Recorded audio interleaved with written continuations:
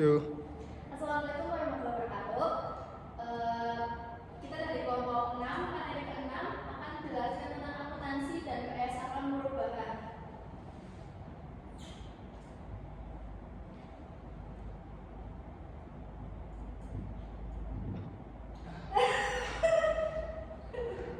Anggota dari materi 6 yaitu ada Atila Putra, lalu Erlangga Pertama, Greta Wakira, Sailana Tania, dan Safira Rizka Aulia. Yang pertama yaitu perubahan.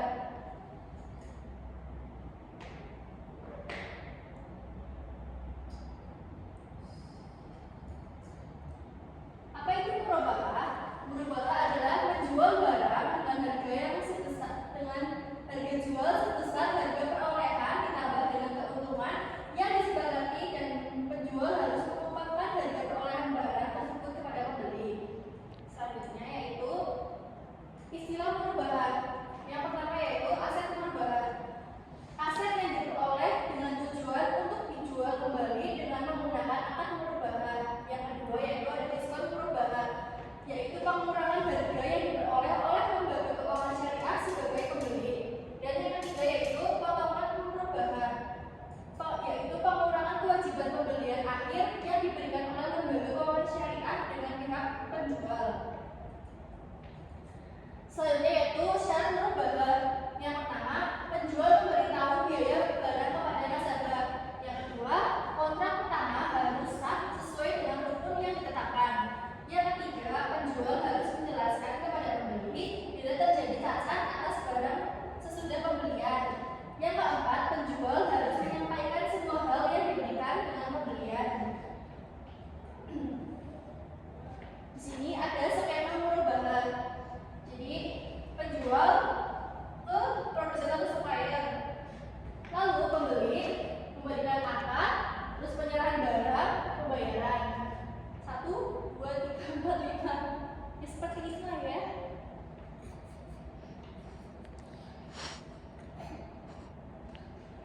Nah, tadi kan ini ada skema perubahan dengan pesanan. Sekarang itu skema perubahan tanpa pesanan. Jadi pembeli menyerahkan akad penyerahan barang dan pembayaran kepada penjual.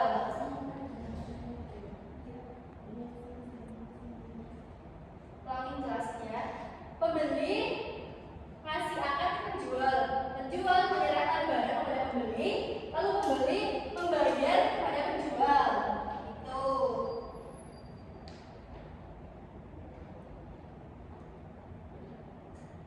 Selanjutnya yaitu ada akad perubahan menurut PAPSI atau Pedoman Akuntansi Perbankan Syariah Indonesia, yang akan dilanjutkan oleh Sasa.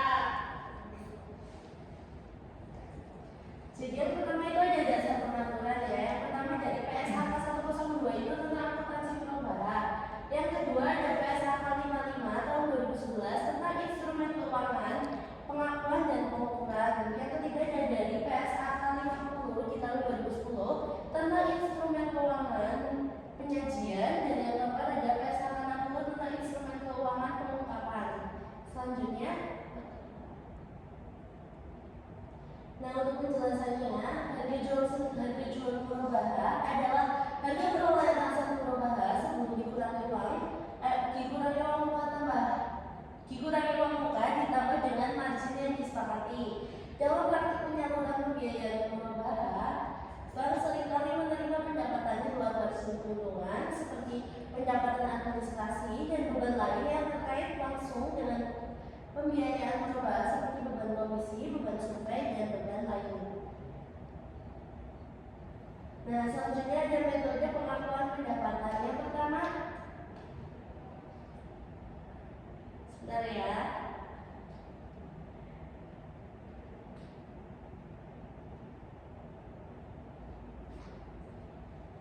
Metode pengakuan pendapatan yang pertama ada metode anuitas atau efektif. Nah, metode anuitas ini apa sih? Nah, itu metode anuitas adalah penggunaan metode anuitas efektif didasarkan pada asumsi bahwa substansi pembiayaan perubahan merupakan pembiayaan atau financing, sehingga pencatatan transaksi perubahan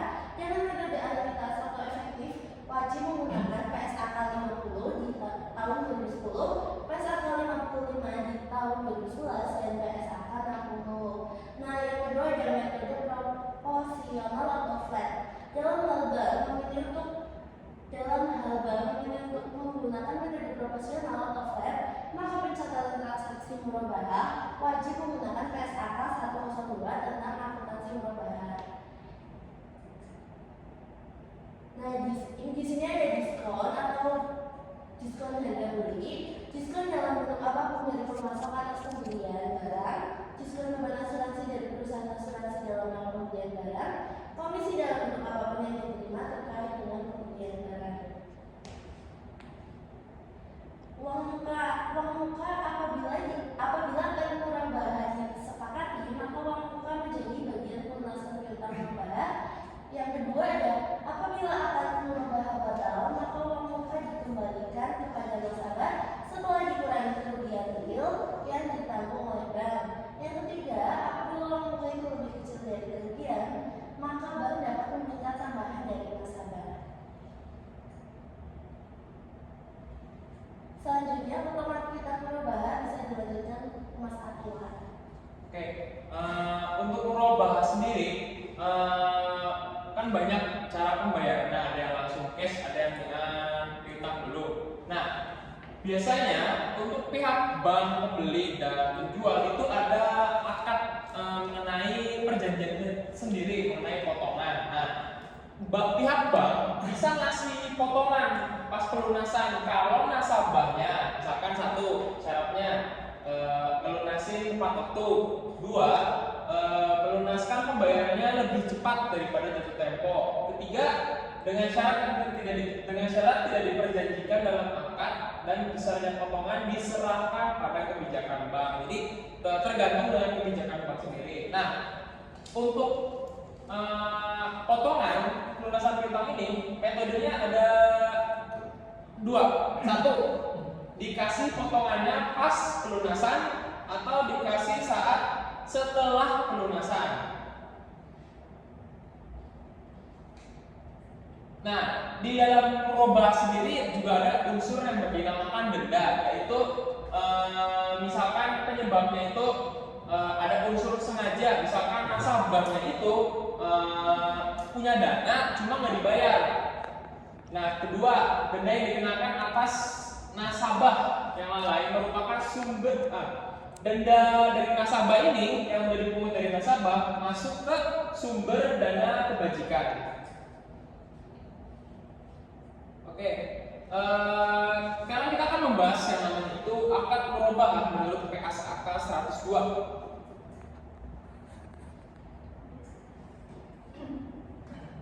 Nah, ruang lingkup mengenai tadi murabahah mengenai PSAK 102, pernyataan ini diterapkan untuk satu, lembaga keuangan syariah dan koperasi syariah yang melakukan transaksi murabahah baik sebagai penjual maupun pembeli. Jadi ruang lingkup mengenai PSAK 102 ini berlaku buat lembaga keuangan syariah, koperasi syariah yang melakukan transaksi baik sebagai penjual atau pembeli, dan kedua, ruang lingkup ini mencakup juga ke pihak yang melakukan transaksi murabahah dengan lembaga keuangan syariah, ya, yaitu penjualnya, pembeli atau konsumen. Nah, untuk pengakuan dan pengukuran akuntansi untuk penjual, ini pengakuan dan pengukuran untuk penjual. Karena tadi kan PSAK 102 membahas pengakuan dan pengukuran. Satu, pengakuan untuk penjual. Pada saat perolehan aset murabahah diakui sebagai persediaan sebesar biaya perolehan. Jadi asetnya ini diakui sebagai persediaan. Nah, senilai berapa? Sebesar biaya perolehan atau pas beli harganya berapa. Dua, pengukurannya. Nah, jika ada satu kondisi, pertama misalkan jika murabahah pesanan mengikat, maka satu, dinilai sebesar biaya perolehan seperti yang tadi, beli sesuai nilai harganya. Dua, kalau terjadi penurunan nilai aset karena entah itu rusak atau kondisi lain pas sebelum dikasih ke nasabah barangnya, maka penurunan nilai tersebut diakui sebagai beban dan mengurangi nilai aset. Nah, kondisi kedua, kalau murabahah tanpa pesanan tidak mengikat, maka dinilainya itu berdasarkan biaya perolehan seperti tadi harga barangnya berapa atau nilai bersih yang dapat direalisasi. Nah, dari antara dua ini kita pilih yang mana yang lebih rendah. Dan kalau nilai bersih yang dapat direalisasi lebih rendah dari biaya perolehan, maka selisihnya diakui sebagai loss atau kerugian. Pengakuan keuntungan murabahah diakui pada saat terjadinya penyerahan barang. Jadi keuntungannya itu diakui pas penyerahan barang jika dilakukan secara tunai atau secara tangguh yang tidak melebihi 1 tahun, atau selama periode akad sesuai dengan tingkat risiko dan upaya untuk merealisasikan keuntungan tersebut.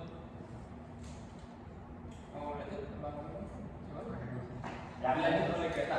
Selanjutnya ada metode penentuan risiko piutang. Di sini ada 3 ya. 1, keuntungan diakui saat penyerahan aset murabahah. Yang kedua, keuntungan diakui proporsional dengan besaran kas yang berhasil ditagih dari piutang murabahah. Dan yang ketiga, ada keuntungan diakui saat seluruh piutang murabahah berhasil ditagih. Nah, itu. Lanjutnya. Nah, di sini juga ada metode pemberian potongan pelunasan piutang atau diskon bisa ya, diberikan pada saat pelunasan, yaitu penjual mengurangi piutang murabahah dan keuntungan murabahah, dan atau diberikan setelah pelunasan, yaitu penjual menerima pelunasan piutang dari pembeli dan kemudian membayarkan potongan pelunasannya kepada pembeli. Maksudnya, dan di sini juga ada pengakuan potongan angsuran. Pengakuan potongan angsuran terjadi jika disebabkan oleh pembeli yang membayarnya secara tepat waktu, maka diakui sebagai pengurangan keuntungan murabahah. Kedua, jika disebabkan oleh penurunan kemampuan pembayaran pembeli, maka diakui sebagai beban.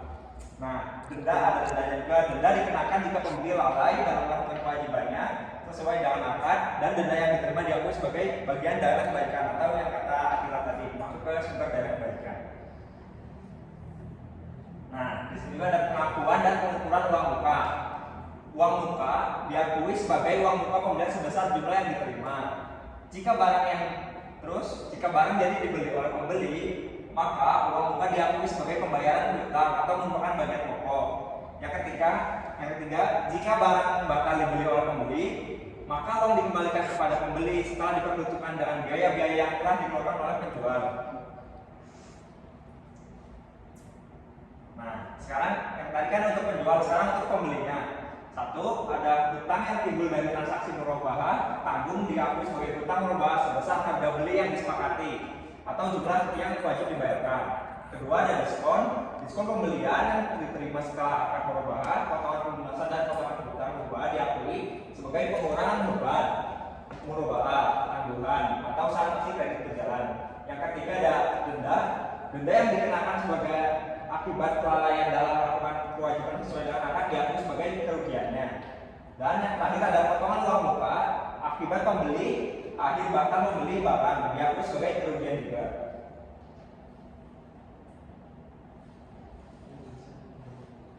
Nah, selanjutnya ada akuntansi untuk pembeli. Nah, ini untuk penyajiannya ya. Ada ini piutang murabahah disajikan sebesar nilai bersih yang dapat dihasilkan, yaitu saldo piutang murabahah dikurangi penyelesaian kerugian piutang.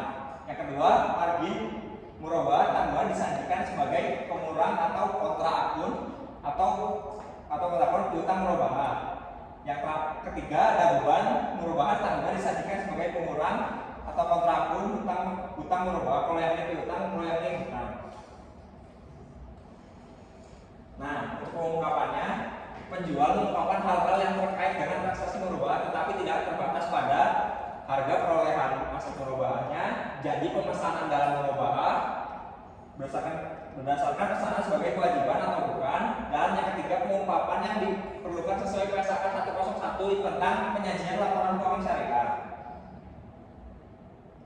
Nah, terakhir yang ini, pembeli mengungkapkan hal-hal yang terkait dengan transaksi murabahah tetapi tidak terbatas pada 1. Nilai tunai aset yang diperoleh dari transaksi murabahah, jangka waktu murabahah tangguh, dan pengungkapan yang diperlukan sesuai PSAK 101 tentang penyajian laporan keuangan syariah. Selanjutnya akan diajukan oleh Erlangga. Oke, selanjutnya yaitu kita akan membahas tentang standar produk perbankan syariah, murabahah penyusunan OJK atau Otoritas Jasa Keuangan. Lanjut. Nah, kita di sini akan membahas standar kriteria nasabah. Yang pertama, calon nasabah adalah pihak yang termasuk ke dalam perorangan atau perusahaan atau badan usaha.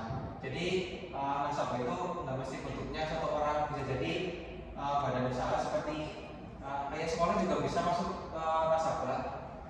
Lalu yang kedua, calon nasabah perorangan harus cakap hukum dengan memenuhi ketentuan yang telah diatur dalam pasal 330 KUHP serta bukan pihak yang dikecualikan dalam pasal 433 KUHP. Yang ketiga, calon nasabah telah melewati proses penilaian dan dikategorikan sebagai nasabah yang layak dibiayai sesuai kriteria analisa pembiayaan yang sehat. Lanjut. Lalu ada lagi kriteria berikutnya, yaitu nasabah yang terlibat dalam suatu perkawinan diperlakukan sebagai satu nasabah kecuali terdapat perjanjian pemisahan harta yang dibuat oleh notaris dan sesuai dengan ketentuan hukum yang berlaku.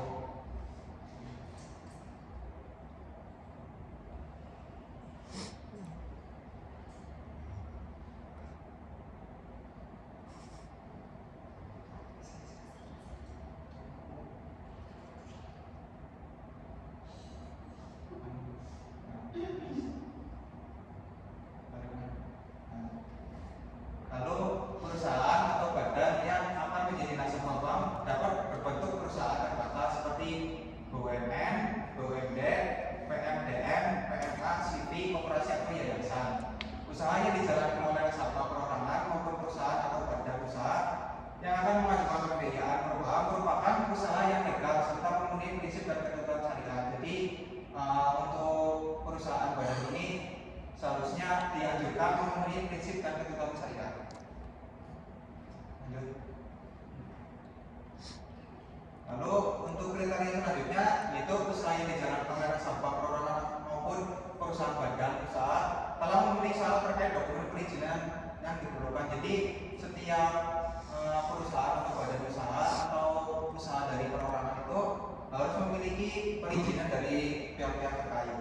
Lalu untuk standar kriteria yang terakhir yaitu nasabah perorangan maupun perusahaan badan usaha tidak tercantum dalam daftar hitam dan daftar kredit macet Bank Indonesia. Lalu di sini kita akan membahas kelompok segmentasi nasabah. Setiap nasabah di sini memiliki beberapa segmentasi. Untuk segmentasi yang pertama yaitu segmentasi mikro. Segmentasi mikro memiliki kriteria pertama, warga negara Indonesia, penjualan tahunan kurang dari 300 juta dan memiliki kekayaan bersih sebesar 50 juta. Lalu berdiri sendiri, bukan merupakan anak perusahaan atau cabang perusahaan yang dimiliki. Lalu yang kelima, berbentuk badan usaha yang tidak berbadan hukum atau badan usaha yang berbadan hukum, tidak termasuk koperasi. Lalu untuk segmentasi yang kedua yaitu kecil. Kriterianya yaitu sama kayak yang pertama tadi, warga negara Indonesia, namun penjualan tahunannya di sini lebih besar, itu dari 300 juta sampai 2 miliar 500 juta dan memiliki kekayaan bersih 50 juta sampai 500 juta. Lalu berdiri sendiri. Yang kelima, berbentuk badan usaha tidak berbadan hukum, sama seperti yang mikro. Lalu untuk segmentasi yang menengah, di sini terjadi peningkatan yang untuk penjualan tahunannya itu dari 2 miliar 500 juta sampai 50 miliar dan memiliki kekayaan bersih yaitu 500 juta sampai 10 miliar. Dan yang ketiga, diberikan kepada nasabah berbentuk badan usaha yang tidak berbadan hukum, sama seperti tadi. Lalu yang terakhir yaitu segmentasi yang paling besar dengan penjualan tahunan di atas 50 miliar dan memiliki kekayaan bersih di atas 10 miliar dan plafon pembiayaan di atas 20 miliar. Lalu berdasarkan target jenis pekerjaan, di sini ada jenis pekerjaan nasabahnya. Yang pertama yaitu anggota parlemen, ya seperti anggota MPR, DPR, dan DPRD. Lalu aparat penegak hukum seperti TNI, polisi, Lalu jabatan politis seperti politikus, gubernur atau wali kota. Dan lalu pemuka agama seperti pendakwa, pendeta, konsultan hukum seperti pengacara, hakim, jaksa, petugas pengadilan. Lalu figur publik seperti ketua partai, artis, musisi, dan pelukis. Lalu pejabat pemerintahan seperti setingkat dirjen atau di atasnya. Lalu pekerjaan lainnya seperti supir, satpam, kurir, dokumen, office boy, dan lain-lain. Lalu untuk pilot dan kapten kapal di sini tidak ada ya, tidak ada. Lalu atlet olahraga di sini juga sama. Lalu untuk kontraktor di sini seperti kontraktor bangunan, kontraktor mesin, fashion designer, desain interior, dan event organizer. Lalu di sini ada contoh target market khusus berdasar dari suatu industri.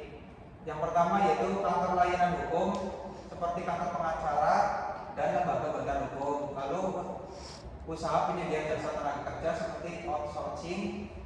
Lalu persenjataan atau peralatan perang seperti pedagang senjata, pabrik perakitan senjata, dan bahan peledak. Lalu berikutnya lembaga swadaya masyarakat seperti LSM, Non-Government Organization atau NGO, dan yayasan. Lalu untuk jenis usaha yang tidak termasuk kriteria nasabah yaitu pusat hiburan atau klub malam dan industri ilegal. Ini tentunya tidak sesuai syariat. Lalu yang terakhir itu persenjataan atau peralatan perang ilegal. Lanjut. Lalu untuk standar umum atau SOP pembiayaan perubahan yaitu pertama aspek akad, itu pembiayaan dengan akad perubahan dapat berupa satu perubahan dengan akad tunggal sederhana atau basitoh, dua perubahan dengan gabungan bahat atau akad lain kompleks atau murokabah yang dapat berupa perubahan didahului dengan bahat dan atau wakalah. Lalu murabahat didahului dengan baat dan atau wakalah dalam bentuk paket atau jisa. Lalu yang kedua, aspek yang kedua, tujuan pembiayaan. Pembiayaan murabahat dapat diberikan untuk kepentingan nasabah seperti kebutuhan konsumtif seperti mobil, kendaraan bermotor atau lainnya. Yang kedua untuk kebutuhan modal kerja usaha seperti membutuhkan modal untuk membuat usaha catering atau yang lainnya. Lalu yang ketiga kebutuhan investasi. Lalu aspek yang ketiga yaitu objek pembiayaan. Yang pertama barang atau barang yang dikombinasikan dengan jasa yang tidak dilarang penggunanya menurut ketentuan syariat. Yang kedua objek pembiayaan dalam bentuk barang dapat berupa barang yang definitif atau muayyan atau berupa paket sejumlah barang atau jasa. Lalu untuk aspek yang keempat ada jangka waktu pembiayaan. Jangka waktu pembiayaan ada dua, jangka waktu wahat dalam loan facility lebih panjang dari jangka waktu akad perubahan. Yang kedua jangka waktu wahat atau availability period lebih pendek dari jangka waktu akad perubahan. Lalu aspek yang kelima yaitu kriteria nasabah. Pembiayaan perubahan dapat diberikan kepada tipe nasabah perorangan, badan usaha atau badan hukum. Yang aspek keenam yaitu sifat fasilitas. Fasilitas pembiayaan perubahan dapat bersifat transaksi bergulir dan transaksi satu kali. Lalu yang aspek ketujuh mata uang. Mata uangnya menggunakan mata uang rupiah atau valuta asing. Lalu aspek yang ke-8 uang muka. Uang muka disepakati bersama bank dan nasabah sesuai dengan ketentuan yang berlaku. Lalu aspek yang ke-9 margin disepakati bersama bank dan nasabah. Lalu diskon diatur lebih lanjut secara terpisah. Dan jenis perikatan perjanjian pembiayaan sesuai kebutuhan dan ketentuan yang berlaku dapat dilaksanakan dalam bentuk notaris atau di bawah tangan. Lalu untuk aspek yang terakhir yaitu jenis perjanjian. Di sini perjanjian disepakati oleh para pihak dapat terdiri dari perjanjian pokok.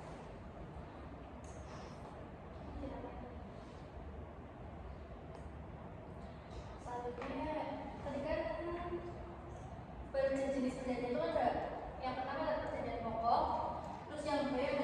perjanjian tambahan atau aksesorir, yaitu akta perjanjian di luar perjanjian pokok yang digunakan sebagai pelengkap perjanjian pokok seperti yang pertama, akta pengikat ampunan, yang kedua, akta pengalihan kuasa atau bakalan,